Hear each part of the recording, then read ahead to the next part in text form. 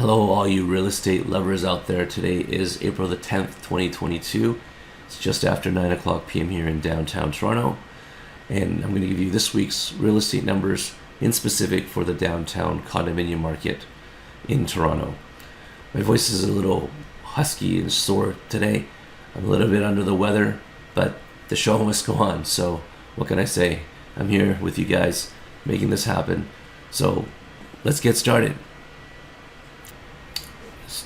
Still hurts to swallow. All right, so this is a good website to bookmark in your browser, so you can take a look at this real quick. So some key numbers here is the target overnight rate, which is 0.5%. This is the Bank of Canada rate. So whenever the Bank of Canada raises their interest rates, they are raising this rate. So the next target is for April the 13th, which is coming up in a few days. They're expected to raise the rates another 0.5%. So this should have some impact on the market because this overnight rate is tied to the prime rate, which is currently at 2.7%. So the prime rate will go up another 0.5% if they do raise it another 0.5% on the 13th of April. A 0.5% increase is quite an aggressive move. Typically they raise it by 0.25%. But because of inflation, I think they're taking a much more aggressive stance in raising rates much faster. So you're going to see this go up, and you're going to see this go up to 3.2% if that happens. The prime rate is tied to the variable rate. So if the bank offers you a variable rate, they're offering you the prime rate, usually minus a certain number of basis points. So if they offer you like a prime minus 0.6%, they're offering you a rate of at a current rate is 2.1%. Also, what gets affected when the prime rate goes up is line of credits. So all the line of credits that are out there will be more expensive to carry if there's a balance on it, because the prime rate interest rate is also tied to the line of credit interest rate. So bookmark this so you can take a look at these two numbers. As an agent, you should have these memorized. Let's take a look at the bond yields. So you can see that the bond yields jumped real quickly back on in the beginning of March, and we're kind of sitting here right now. I think it's at 2.51% for the 5-year yield. So the bond yields are important because if you watch this number, the higher the bond yields go, the higher the fixed rate interest mortgages are. So the 5-year fixed rate mortgage interest rate right now, I know from RBC, is pretty much at around 2.85%. So they have gone up quite a bit since the beginning of March. So this is definitely going to have an impact because this is also tied to the stress test. So now let's dig into the downtown condominium resale numbers. So you can see that the active listings is actually up at 932 listings now. It has gone up from 829 listings, so there's a jump of about 100 new listings this week. What's interesting to know if you actually look at the raw numbers is that last week there wasn't much of an increase in the C8 district, but now this week there's a lot more inventory that came up on the C8 district as well. Last week it was just the C1 district where you saw a lot of inventory increase, but this week both districts have gone up in the number of inventory. Is this a seasonal thing, or is it because the interest rates are getting higher? I don't know. We'll see, and only time can tell. But the numbers are actually getting higher, the inventory is getting higher.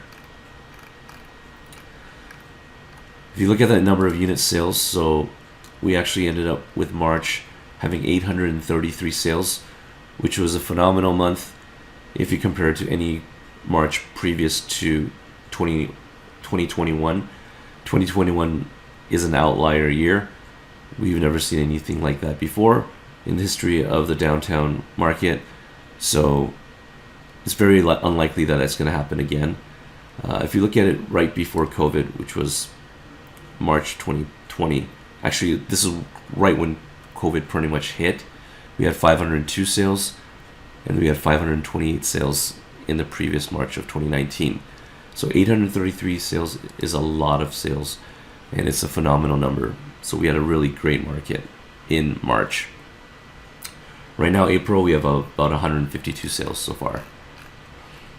If you look at the average sales price, you can see that the average sales price in April right now is at 885,000. It's come back a little. It's come back down a little bit from March, but as you know, I'm not a real huge fan of average price. So we'll look at the HPI tool. So home price index tool. Right now, the benchmark price of C1 district condo is 862,900, and C8 it's just under 800,000 at 796, 800. And as you can see, the graph has continually gone up.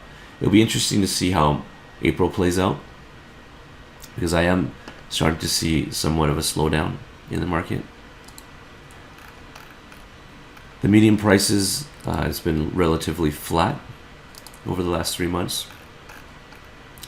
If you look at the list price, sales price ratio, it seems like it's going down for April, which kind of makes sense because I am starting to see things slowing down a bit. But still, it's at 109%, which is unprecedented, which means that, you know, whatever you see for the list price, you know, it's going to probably sell for, you know, 109% more than the asking price. If you look at the sales, the condo sales days on market, it's at an all-time low as well, 11 days on market. Right now for April, it was 10 days in March. This is pretty much 0 days on market because agents do hold back on listings, hold back offers on listings, so that kind of artificially extends this number out.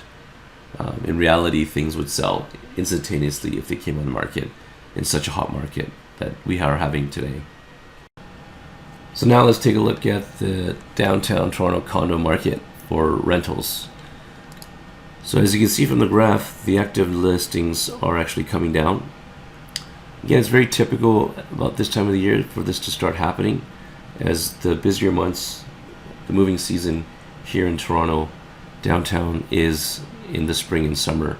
So this number should continually go down. As that happens, the inventory will tighten up and prices should start going up again. But right now we're not really seeing that happen, as you'll see in the other graphs. So the number of units that we actually leased in March was 1,951. Again, if you compare it to 2021 and during COVID, it seems a bit lower, but it's actually a really high number if you compare it to before COVID. So if you look at March, right when COVID hit, we had 1,178 units that leased. And if you looked at March of 2019, we saw 1,401 units leased. So 1,951 units leased is a very good and significant number. And already in April, we're at 441 leases already. So I think we're going to have a pretty good April as well. Now, if you look at the average rent prices, it's actually gone down in April a little bit. And it's been relatively flat since July of 2021 when they first saw a massive jump in prices. So it's been relatively flat for the rental market for downtown condominiums for the past pretty much 9-10 months. And if you look at the median rent prices, again, it's relatively flat as well. We've come back down to 2,250 in April, but again, we're only 10 days into April, so this can change as the month progresses, especially if this number continues to come down and at a faster rate. You'll definitely see this number go up. If you look at the actual list price rent price ratio, we're almost at 100%. We're at 99.99%. So once this starts to cross over 100%, then we'll definitely see the average prices and the median prices start going up. In the current days on market, it's actually dropped in April to 18 days. In March, it was 21 days. All right, so now let's look at the actual detail numbers on where we're at in terms of average prices. So average prices for a studio right now in April is $548,000. Again, there's only been 7 sales, so take it with a grain of salt. This is probably more a reliable number. For March, we saw $531,000 for a studio. For one bed, you're looking at about $707,000. In March, again, it's up in April, but there's a lot less data to work with, so I would probably use this number here. One bedroom dens are getting around $790,000. Looks like it's actually gone down in April. For two beds, we're just over $1 million in March. In April, it looks like we're on the same trend at $1,055,000. And then two bedroom dens, we're at about 1.33 million in March, and it looks like it's trended downwards to 1.25 in April. So again, the data is still coming in for April, still early days. We'll see how this adjusts throughout the week and the month. So if you look at the average prices for a studio right now in downtown, we're looking at about $1,769 or around $1,800. One bedrooms are going for about almost $2,100 now. One bedroom dens are getting around $2,350. Two beds are getting just under $3,000, and then two bedroom dens are getting about $3,500.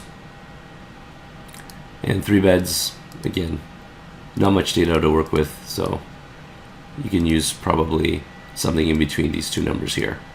So I just wanted to quickly show you guys some evidence that the market is shifting. This is the actual Oakville single family detached home sales, and you can see that the HPI peaks out in February, and it's actually slightly turned downwards in March. So you can see that we're probably at the end of the increase in prices, and now we're probably going to see more of a downward trend, especially with a lot of the new interest rate hikes that are coming up and the stuff in the news. So speaking of the news, there was a new federal budget that was announced for 2022 that was released on April the 7th. Again, we're most interested in the housing measures. This RBC article breaks it down quite well and organizes it pretty well for you. I can put a link to it below. A couple things. There's going to be like a first-time home savings account similar to like a TFSA, where you can put $8,000 a year into it and invest it tax-free, and then you can use it to contribute into a property. But you can only contribute for a lifetime of $40,000.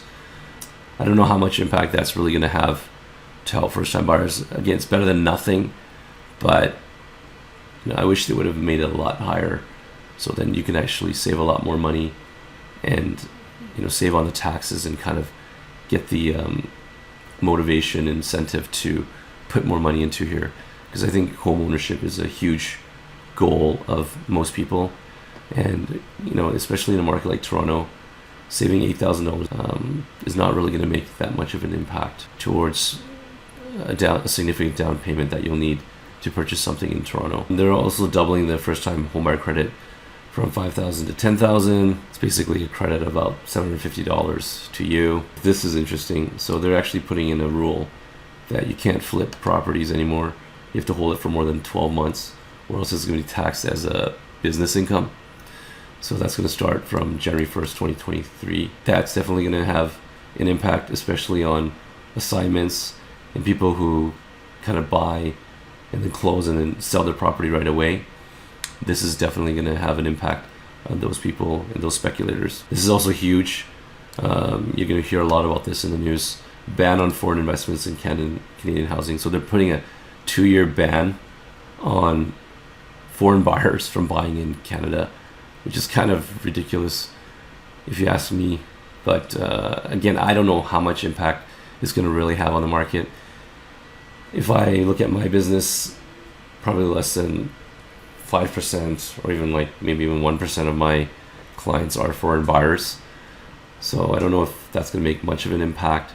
Maybe some of the brokerages cater towards Chinese investors or Indian investors or foreigners that way are going to get impacted more than what we are. But I don't know how much of a percentage of the purchases that are being done in Toronto are from foreign buyers. I'd be interested to know if anyone can find that stat. Feel free to share it in the comments below. Another thing that I noticed, if you actually look at the budget on this page, and I'll put a link to the budget below so you can actually look at it in detail if you wanted to, is GST and HST on assignments. So if you assign a unit, they're going to tag you, hit you with HST on that on the sales price. This is a significant measure, and something that would definitely discourage people from assigning units in the future, because they're going to get such a big tax hit on the HST and on the flipping side. I believe we've always kind of encouraged our clients not to assign if you don't have to, but this is probably going to definitely prevent people from doing assignments in the future. And it says that the measure is going to come into play 1 month after budget day. So I'm not quite sure what budget day is. I'm assuming that's when this budget comes into play. But if anyone knows the answer to that, feel free to leave it in the comments below as well. So overall, I think the main impacts that are going to come from this 2022 federal budget is the impact on assignments, the impact on people flipping, and again, the foreign buyer ban. Other items, again, they're talking about increasing the number of supply and all those things. That's all going to be great.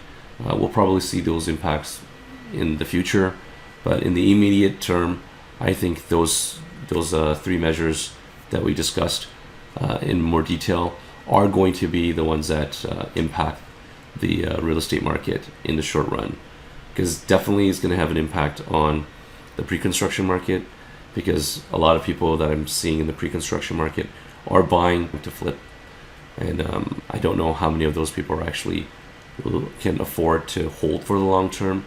But if they can't, definitely we'll see those numbers come down. I'll kind of report those numbers to you as we kind of progress into the year. But right now, pre-construction is on fire. It's an absolutely fantastic market right now. We can't hold on to units fast enough. As you know, half of our business does come from pre-construction. It's very lucrative. People are still buying. I'm not seeing any slowdown right now. But these measures, when they come into play, they will definitely affect that market. So thanks for watching to the end of the video. We went a little bit longer than I wanted to, especially with this crazy throat. But what do you guys think? Do you think that the federal budget is going to have any impact on the real estate market? And what do you think that's going to be? How do you foresee the future of the market going to be? We'd love to hear it in your comments in the comment section below. And remember, if you're not in the real estate game, it's the best thing you could do for your life. If done right, get in the game. See you in the next video.